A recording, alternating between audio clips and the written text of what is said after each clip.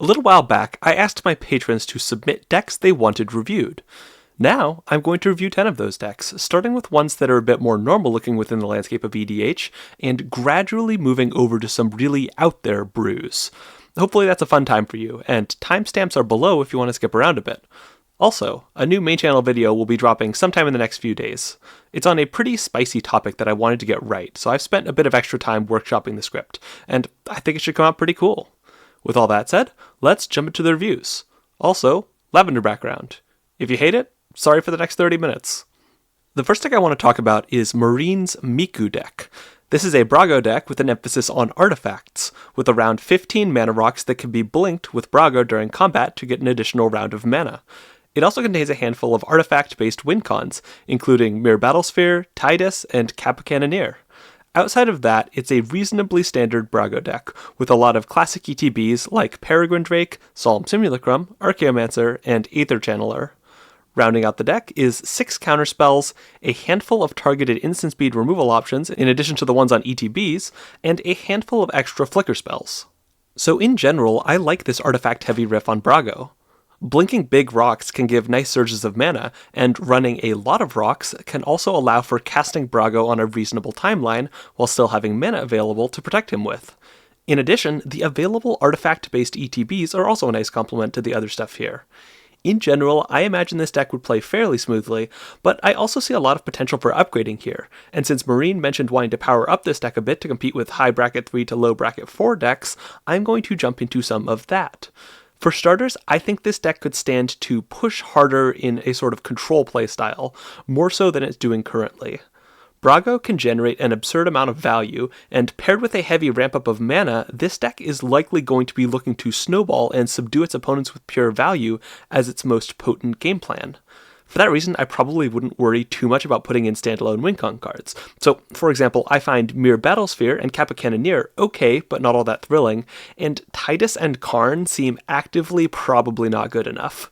If you can work your win-con-oriented cards into the rest of the roles this deck wants, such as in the case of Urza Lordhigh Artificer, Simulacrum Synthesizer, or Canoptech Scarab Swarm, that'll free up space to focus on the tools needed to get snowballing in the first place. I'm also not fully sold on the evasion present in this deck. Earlier in the game, you should usually have at least one player you can swing in on with a flying creature, and if you're able to build up some advantage, you should be able to find pieces of removal to cut through the flyers and keep on swinging in. I'd follow the same rule as win cons here. If it's something like Skrelv that also performs another role you need, keep it. If it's something like Trailblazer's Boots that's only here for evasion, I'd maybe reconsider it. The other cards in this deck that I might pull out are the ones that seem just a bit clunky or situational. Great Desert Prospector seems worse than something like Gilded Lotus, and there are also a handful of kind of filler cards like Dourport Mage and Circuit Mender that seem inefficient compared to a lot of similarly costed alternatives. In terms of what this deck might want, I have a handful of ideas. One would be haste enablers, Swiftfoot Boots, Lava Spur Boots, and maybe Hero's Heirloom if you want a little bit of evasion for dumb little flying tokens. Being able to get an immediate Brago swing has the potential to smooth over a lot of problems. Reset some mana rocks to have mana available, repeat some draw ETBs to find protection or answers, and so on. Speaking of ETBs, the other thing that comes to mind is better ETBs, specifically Tribute Mage and Recruiter of the Guard, with Transit Mage and Thalia's Lancers being similar but worse tutor creatures. These are nice because they both set up early turns for success and offer a lot of value once Brago is up and running. Other than that, I'd probably just suggest another counterspell or two. Getting your artifacts rocked by a wipe is one of the more probable ways I could see this deck losing control of the game, so having counterplay seems like a good idea. Next up, let's talk about Mr. Shiny Objects deck. Hugh Grants, Huge Grants. This is a Forge Neverwinter Charlatan deck, and it's kind of a mixture of treasures and aristocrats, which makes sense to me since the commander makes treasures whenever creatures are sacrificed. To start with, there's a pretty straightforward aristocrats package at the core of this deck. 16 cards that sacrifice creatures are paired with 12 cards intended as sack fodder, as well as 8 cards plus the commander that are payoffs for creatures dying or getting sacrificed. These elements combine to form a pretty basic engine based on sacrificing creatures, and are bolstered by the deck's modest recursion package. As far as treasures go, the deck has 24 cards that create treasures outside of the commander, of which about half are larger scale treasure creators and half are smaller scale. To go along with these, there are a number of payoffs for having treasures, several of which overlap with the deck's payoffs for creature sacrifice. This deck is likely looking to build up a powerful aristocrats engine to get into a dominant position in the game, and then closing things out will involve some combination of the commander, small creature beats, and one of a handful of Blood Artist style drain options. This seems like a fun deck, and the commander poses an interesting challenge, building a deck around the connection between treasures and creature sacrificing. There are a bunch of elements here with the goal of making this work, including little dips into a go-wide plan, a Voltron plan, and some recursion. It's probably no surprise, then, that this deck doesn't strike me as being particularly focused. Now, this isn't always bad. I think it can be interesting to have a variety of different play paths, and especially potential ways to win the game. Connecting things that are difficult to connect and trying to create diverse experiences can be quite a lot of fun as a deck building challenge. Really, my biggest issue with this deck is with the treasure package, and that's that the amount of effort it's spending on creating treasures isn't matched by the benefit it's getting from them. The commander is a treasure payoff in theory, since he gets +2/+0 for each treasure, but this deck isn't putting enough effort into evasion or blocker removal to enable a reliable beatdown game plan. Likewise, while some of the treasure payoffs in the 99 are pretty sweet, like Mirkwood Bats or Braids, others are either mediocre or more of flexibility picks than cards that are powerful in their own right. Flexible cards that unite the treasure and aristocrat packages are good, but what they don't do is justify some of the deck's weaker treasure generators. To highlight a handful, Baracos will typically create 2 treasures pursuing with this deck, which isn't bad, but he shares the combat problem with Forge, as does Mari the Killing Quill to a lesser extent. Petty Larceny doesn't seem like a card that does much in general, and a mana converter like Treasure Dredger seems likewise not all that packed with utility here. Trimming out some of the weaker parts of the treasures package seems like it would free up some deck space to spend on more things to push the creature aristocrats package, and maybe also a bit more creature removal to give the deck a better chance at pushing in with its combat effects more. Mr. Shiny Object expressed wanting to keep this deck more focused on creature sacrifice on your own side of the board, which is totally understandable, but something like Soul Shatter or Vona's Hunger still seems quite useful for getting in for damage with cards like Grim Hireling, and offering more chances to swing in big with the commander. Moving along and into the only partner pair of today, let's get to Aster's 4-color tokens deck, with the partner pairing of Warnog and Bjorna in the command zone, and Lurrus in the companion zone. This is a deck with the goal of building up a board of artifact tokens before utilizing them with cards that care about a player's artifact count, such as Cranial Plating. There's a variety of different low-cost creatures, including a number of engines that can help the deck build resources. Naturally, being a Lurrus deck, this deck also features a handful of cards that are great for looping, such as Wishclaw Talisman and Underworld Breach. Overall, it seems like this deck gets utility from the command zone, resilience from the companion, and a solid beatdown game plan from the 99 of the deck. This is a really interesting deck, and it's bold to run a Lurrus companion with 2 commanders, but there are also a couple things that immediately jumped out to me about this deck on a structural level. The biggest one is that Lurrus as a companion doesn't really feel tied in with this deck that cohesively. There are a half dozen cards I'd describe as Lurrus cards, but these cards don't really tie in with the primary game plan, and the cards in the deck's primary artifact token game plan don't really benefit from a Lurrus outside of getting some extra resilience. This isn't the end of the world, but to me personally, it's a bit of a vibes issue. When I'm taking on a massive deck building restriction like a Lurrus companion, I want that to feel justified in some way, like it's a core part of my deck's identity, and I personally don't really get that here. You could cut the Lurrus if it's not that important to you, but I think the restriction is still fun, so instead let's talk about ways to make it feel more at home. The biggest one to me would be to lean into aristocrats as a sub-theme. You have all these ETBs that would be cool to repeat, including Wernogs, so adding in a handful of sack outlets and maybe a couple more recursion spells is all you'd need to start crunching value off of these once Lurrus is in play. You could also add in Skullclamp since there's already some equipment tutors here, and that could potentially churn out a lot of value for you. If you wanted to push harder in the ETB direction, you could also add some additional Flicker instants to pair with, and instant speed ones could be nice for protecting Lurrus as well, particularly ones that exile a creature until end of turn. Aster mentioned struggling to get enough artifact tokens sometimes, which makes sense given all the higher mana options are off limits, and pushing harder in the ETB direction could be really nice for helping out with that. Aside from the Lurrus situation, another thing I notice is that there's not really all that much evasion despite this deck's focus on combat damage and low count of creature removal. Don't get me wrong, there are some dedicated options like Break Through the Line and Hazaret Godseeker that can likely put in some work, but I wouldn't mind seeing more creatures with evasive keywords who can hold a cranial plating style card, since that seems like the biggest potential source of damage in this deck, and it's generally relatively easy to slot some flyers into a deck. Beyond that, things here look pretty good. This is a 4-color deck with a relatively strong sense of identity outside of its companion, which can be rare to find, and there are a lot of cool card choices filling out the deck.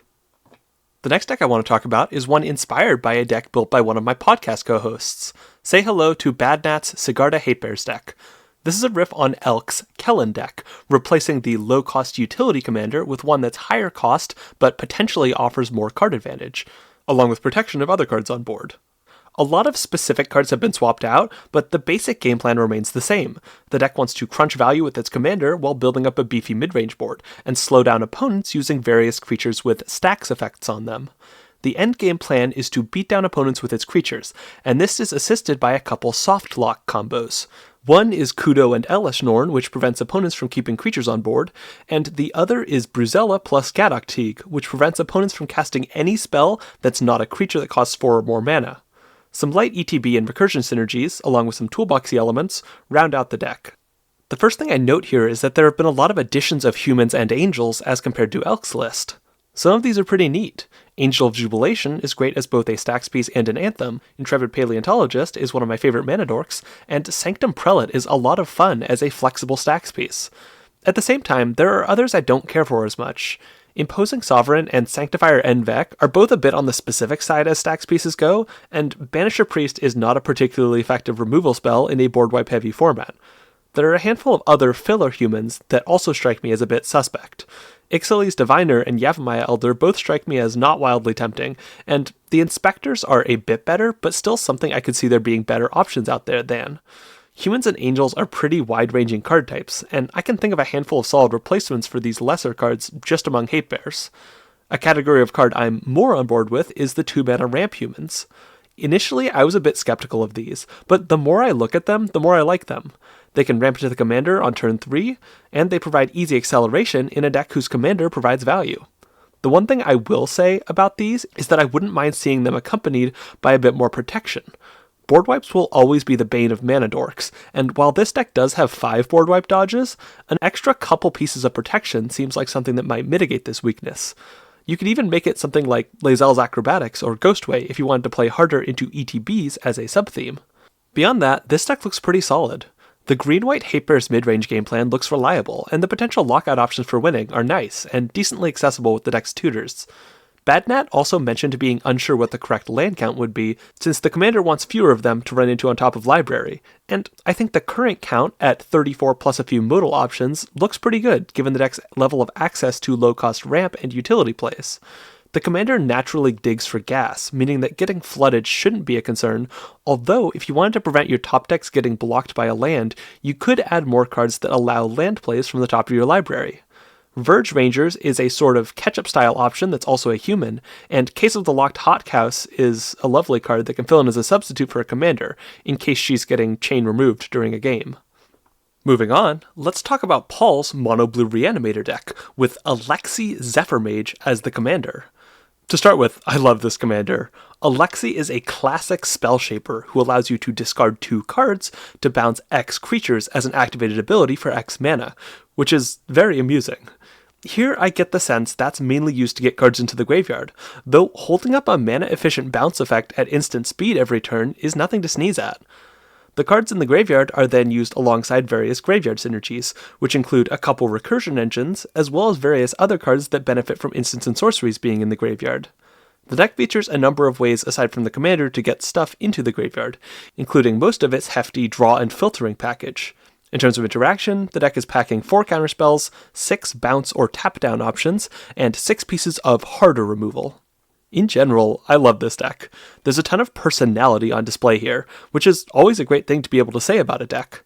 The plan of cheating big creatures seems realistic with the counts of these things and the tutors this deck has, and the draw and filtering suites in general are quite robust, which should keep the deck moving smoothly. In terms of interaction, I'm also pretty happy with what's here. It's quite nicely balanced for a mono-blue deck, and though I personally might run more counterspells, the commander does fill the role of instant speed interaction here. The one thing about this deck that strikes me as being good to change would be to add more ramp. This is a very mana-hungry deck between its high curve, its draw density, and its X ability in the command zone, and some additional ramp seems likely to help it feel able to do what it wants to do earlier. The current suite is fully rockless, which I gotta respect, and my suggestions will continue in that theme. I'm a fan of Wayfarer's Bauble in non-green decks with decent instant speed game plans, and Extraplanar Lens could be another solid option if you wanted to cut back on non-basics a bit. Savor the Moment is also great as mono blue ramp that gets you an extra trigger on your sagas and reanimator effects, though that card has crept up in price a bit over the last few years. Terrain Generator would be my final recommendation, since this deck has both a lot of draw and plenty of instant speed plays to hold up with Generator as the backup plan for mana. Alright folks, you better hold onto your hats because we have crossed the halfway threshold of the reviews, and the decks are only getting funkier from here. Speaking of which, let's talk about Tom's deck. Extus Affinity. This is an artifacts deck built around Extus, a Strixhaven commander in Mardu colors who returns a non-legendary creature from graveyard to hand whenever you cast an instant or sorcery spell. This commander is paired with a suite of instants and sorceries that sacrifice a permanent as an additional cost to perform various effects, which allows for the sacrificed card to be returned immediately with Extus. The things to be sacrificed in this process are mostly modular creatures, along with some other things such as affinity creatures which can be rapidly redeployed after return to hand. Through its commander and various on-death payoffs, this deck looks to generate value and build up a board. So, my first thought when I saw this deck concept was that this deck really has its work cut out for it to function smoothly. And that's not a bad thing, to be clear. I love difficult to pull off decks. But what it does mean is that a lot of effort will need to be put into making sure things feel cohesive. What this also indirectly means is that cards that only do one thing, especially a thing that's kind of peripheral to the game plan rather than central, are going to be a lot harder to justify. Let's stop and take a minute to think about what we need to do in order to perform this deck's game plan. Bare minimum, we need the commander in play, we need an artifact creature to sacrifice, and we need an instant or sorcery to sacrifice with. Realistically, most of this deck's payoffs for creatures dying are modular creatures, so we probably want an additional artifact creature in play. All of this is simply to say, this deck has a lot of conditions to meet to perform even a basic version of its game plan, so cards that don't fit into one of these slots and instead do amplifying tasks for the deck are immediately going to be a little suspect to me. So that's kind of the abstract overview of this game plan and the struggles it might have. If I'm looking at the deck as it exists now, in a lot of ways, it's not too bad. There are healthy amounts of ramp and draw, and some amount of redundancy for the most important aspects of the deck. The biggest thing that sticks out to me as a problem for this deck is its lack of instants and sorceries. This is a really critical card type to the success of the deck, and the fact that we only have 16 total in a deck based around a Magecraft commander feels like a bit of a problem. The most basic solution would be to cut other cards for more of this type, but I actually think there are more efficient ways to solve this problem. Red has a handful of cards that allow for the recycling of instants and sorceries that could fit nicely here, such as Charmbreaker Devils and Backdraft Hellkite, and there are also a number of cards that themselves have flashback, which seem like they could have a solid place in this deck. In terms of cuts, I'd be looking at stuff that relies on other cards to be good, and which thus is likely to be a dead draw. To be honest, I don't really love the affinity stuff here, given how low the count of token generation in the deck is, so I could see focusing harder on the modular stuff and axing the affinity and high mana package entirely. However, if those are important to you, I'd pivot the deck harder to that game plan. Add in a few other good ones, such as Refurbished Familiar and Demonic Junker, and sub out some of the worst modular cards for token generators, and more support cards to smooth over the game plan. I'd also keep an eye on some of the deck's more specific payoff cards. Patchwork Automaton and Metastatic Evangel aren't necessarily bad inclusions, but there may be cards that can perform a similar function with a higher floor on how effective they are. Next up, let's talk about Id's Hatred's deck, Simic Land Voltron. This deck's commander is Moridi of the Frost, a 5-mana Simic creature who enters as a snow copy of another one of your permanents. The basic game plan is to have Moridi copy a land, animate said land, and then gradually swing for commander damage. This mildly convoluted beatdown plan makes sense because the deck also runs a whole bunch of cards that wipe or bounce all non-land permanents, 8 plus a handful of defensive cards that can stop big opposing swings. The deck also runs several counterspells, as well as some other ways to protect the Moridi land, so it should hopefully be able to stick around long enough to get some beats in. There are also some cards to make Meridi bigger, including 6 Awaken cards. Say what you will about Battle for Zendikar, but Awaken is actually designed really nicely to pair with itself and other land reanimation mechanics. If you've already awoken a land, you can awaken it more to grow it, but you can also use cards like Animate Land and Balduvian Frostwaker to boost the base power up from 0/0, which effectively also grows it. To round out this deck, there's a moderate amount of ramp and also a moderate amount of draw spells. Overall, this deck looks pretty solid. I could see there being occasional issues if it doesn't find enough of its ramp to develop a mana advantage, but in all other ways, this deck has its bases covered quite nicely. Big draw sources, a fair amount of protection, and a number of ways to majorly set back opposing boards. Ide's Hatred mentioned that this deck tends to feel kind of pub stompy pretty frequently, which I fully believe. All sorts of board wipe-centric decks have the tendency to do this, and mass bounce decks in particular can definitely create a highly oppressive atmosphere depending on the table. This is mainly because a lot of low to mid-power EDH decks just aren't constructed in a way to deal with this. Their cards are too high cost to redeploy efficiently. The ramp suite might be a bit suboptimal. The game plans require too many moving parts, and the ways to knock down life totals take too long to put together. And that's to say nothing of the in-game strategic decisions. This sort of deck is beatable, but it requires playing carefully and being on the lookout for moments of weakness in the controlling opponent, which a lot of players won't be trained to do. In principle, I don't hate the idea of having a deck like this to pull out, either in slightly higher powered games or as an educational tool for players who are up for a spicy game. I'm a big fan of decks with a very specific game plan that their opponents are forced to think about, and I think occasionally playing against these sorts of decks can be a really good experience for newer EDH players, who've mostly experienced fairly conventional mid-range style decks. However, I definitely understand wanting a deck you can pull out more often, and there are some ways to make this deck less polarizing. One way to do that without meaningfully reducing the power would be to crank up the amount of ramp, and you could also add in a bit more draw, pulling from all other categories to make space. You could also add in more top-end creatures, including subbing out removal for creatures with removal attached, as that will have the result of making the deck's control tools a bit less efficient while adding more of an alternative beatdown game plan. This deck is already in Simic colors doing things with lands, and simply making it more of a conventional Simic deck is one way to pull back on this deck's more polarizing elements.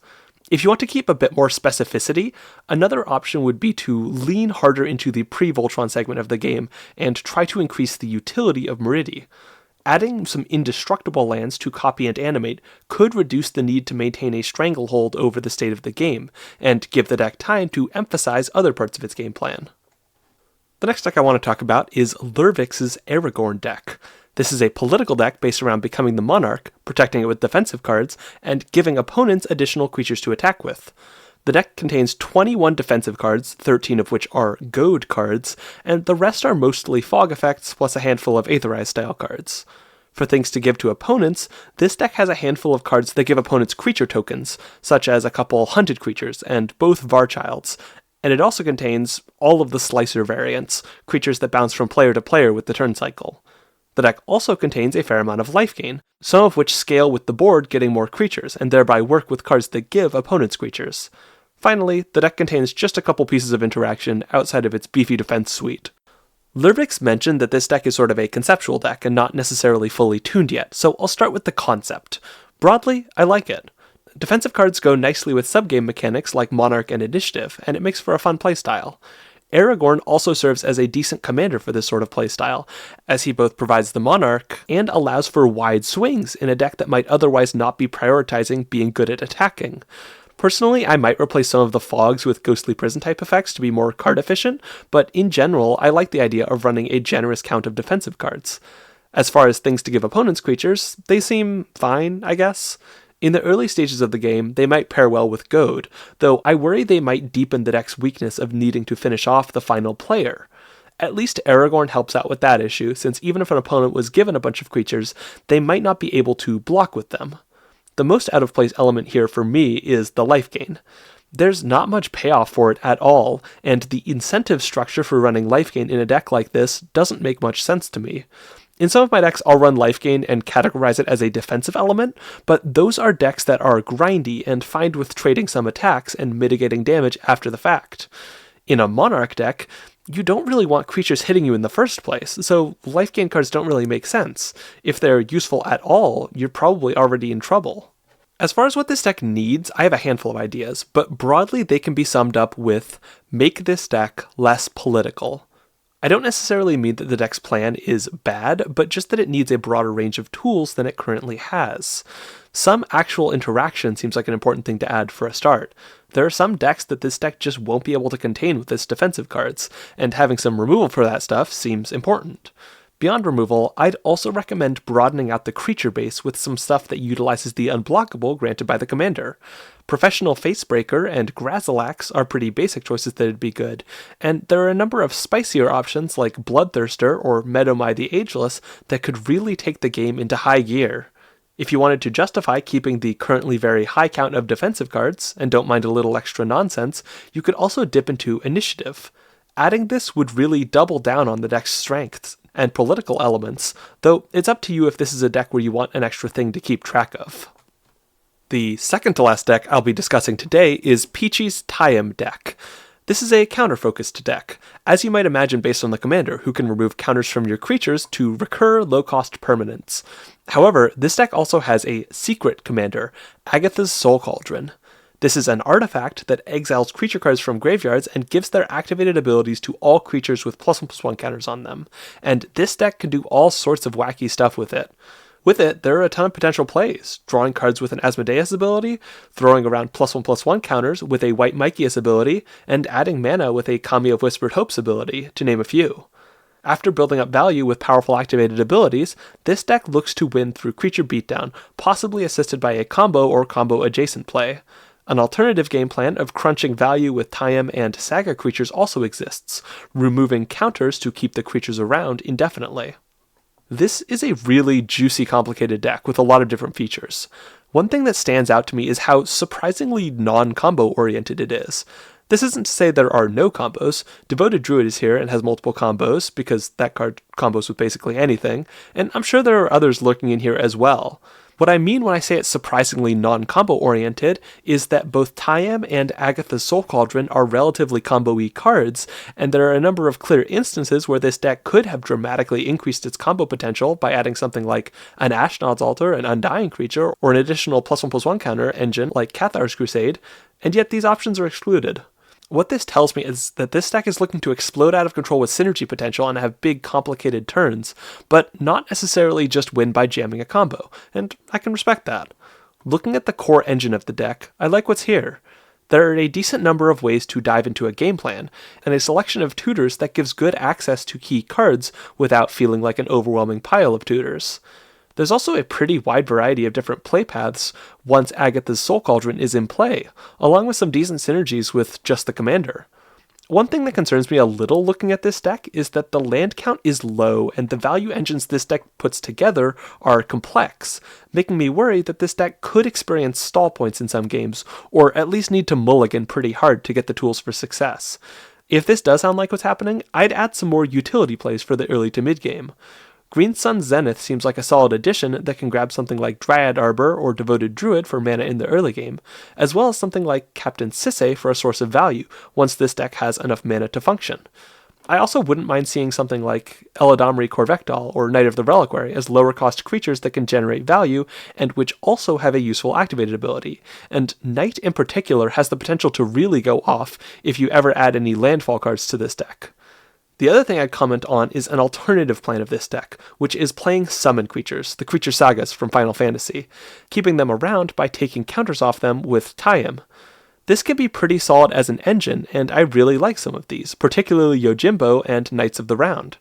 However, others I like a lot less. Primal Odin is okay, if a little overcosted, but Magus Sisters seems too random to be relied on, and as far as Summon Ixion goes, I'm really not a fan of Fiend Hunters as a removal source in Commander, given how poorly they interact with board wipes, which are pretty common in the format. I personally would cut back to just Yojimbo and Knights of the Round, maybe adding in Titan if you wanted to stay at 3, and then use those extra slots to find things to smooth over the rest of the deck's game plan, and maybe some cards to slow down opponents as well.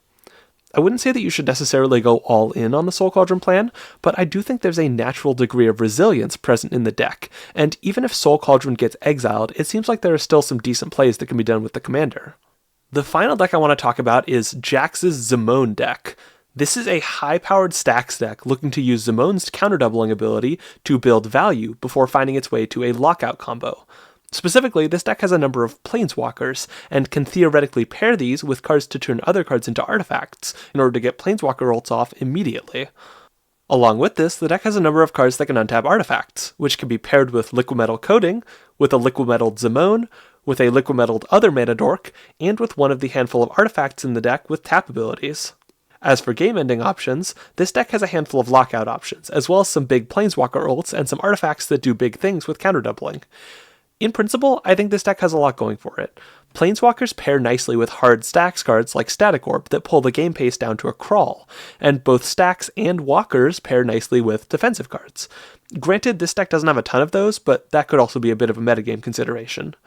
This is a very activated abilities-oriented deck, and there's also the unifying element that cards like Encroaching Mycosynth and Mycosynth Lattice both turn walkers into artifacts, and turn some opposing mana production into artifacts, which can be then karned. So there's potential here, but I'm seeing problems with the execution currently. For one, this deck's plays are complex in the sense that they require a lot of elements to put together, but the strength of those plays doesn't always justify that complexity. This is a planeswalker-centered deck, but not all of the planeswalkers feel like they belong here. For this deck, I'd want a planeswalker to either have a basically game-winning ult for Zimone plays, or highly useful other abilities for getting utility earlier. Examples of each of those in this deck would be 7-mana Ugin and a Jace in the former category, and Narset and Karn in the latter category. The issue, then, is that some of these walkers have neither things. Neither Nissa's ult nor her earlier abilities seem that impactful in this deck, and Ugin the Ineffable seems like it'll mostly just be an expensive removal spell in this deck. There are some I have mixed feelings about, like Kiora, Garruk, and Teferi, but regardless of the specifics, I personally would cut 3 or 4 of these to make space. I'm also a bit suspicious of some of the artifact win cons. Grind Clock seems passable, but a bit slow. Magistrate's Scepter seems like it wants more Proliferate in order to be any good here, and Darksteel Reactor is just a pretty bad card. I think this deck would be best served to pare back on the sheer number of win cons, and run more tutors and draw to find the ones that are here. All you really need is a lockout paired with an advantage engine, or a single ult off of one of the best walkers, and you'll have victory basically guaranteed. Tutors also seem like they'd help with the highly specific nature of the deck, and though few combos seem fully tutorable since they involve planeswalkers, being able to grab key artifacts still seems like it's something worth investing in a bit. I also think it'd benefit this deck to get more accessible draw and ramp in general, and maybe even lands. This deck doesn't have horribly low counts of any of these, but the issue is that the ramp suite includes several cards that require extra steps, and this is doubly true of the draw. Having accessible filtering or draw is pretty essential to having a deck's early game go smoothly, so trying to shift some of this stuff to stuff that requires less setup is likely going to be beneficial. Even something like a stock up would likely help out in navigating to quality plays. A bit more draw paired with another ramp option or two, like Urza Lordhigh Artificer or a bigger rock, seem like they'd help this deck out in getting off the ground. Alright, those are the reviews. I plan to do one of these every few months, so you can expect another deck review in October or November. New main channel video coming out in some number of days. Take your best guess at how many in the comments. With that said, goodbye.